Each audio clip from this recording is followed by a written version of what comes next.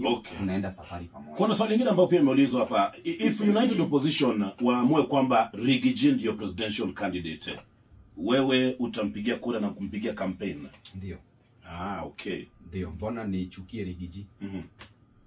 By the way, na mbona tuna demonize Riggy every time? Watu wengine wanaanza kudemonize Riggy. Ni nini mbaya amefanya? Riggy ni mtu ambaye yeye pia alikuwa na kampeni ya Ruto. Hiyo wakati hiyo sisi tulikuwa tunamlima huku side yetu ya Azimio. Akaingia kama deputy president, akakuwa impeached. Riggy akatolewa kwenye uongozini. Riggy, kila mtu, the Bible says that kila mtu has fallen short of the glory of the Almighty God. Babu ako na weaknesses zake. Riggy ako na weaknesses zake. Gidi uko na yako. Ghost uko na yako. But hizi weaknesses haziko so serious. Kwani Riggy ndio the cause of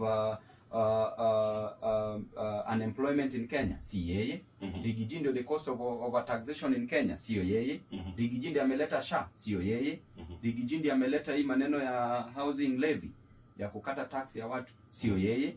Riggy ndio ameleta high cost of living? Sio yeye. So hii maneno ya kudemonize Riggy should neither be here nor there. Kuna Raila Amolo Odinga mwenyewe aliwork na Moi. Baba alikuwa ameingizwa ndani na Moi, aliwork na Moi. Baba akawork na Kibaki. Baba akawork na Uhuru.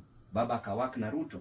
Umejua, tusiweke politics ni kama tuko na personal differences. Na hiyo pia kama ni jibu ambalo wengi hawakutarajia kabisa. Ni baada yake Babu Owino akiwa katika kituo cha Radio Jambo kuulizwa kwamba ama anaweza fanya kazi na Riggy, akasema ana shida kabisa. Akapeana mfano kama Raila Odinga the Great ashaifanya kazi na Moi licha yao kuwa maadui kwa muda. Akaambia wengi wasike siasa kwa moyo.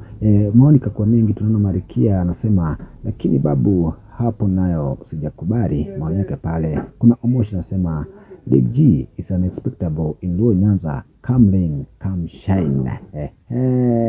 Maoni kwa hivyo. Kuna Suna anasema by the way what did Riggy do? Akauliza swali nzuri kabisa. Maoni yako sijui yapi? Comment below. Remember to share and subscribe Politics Today.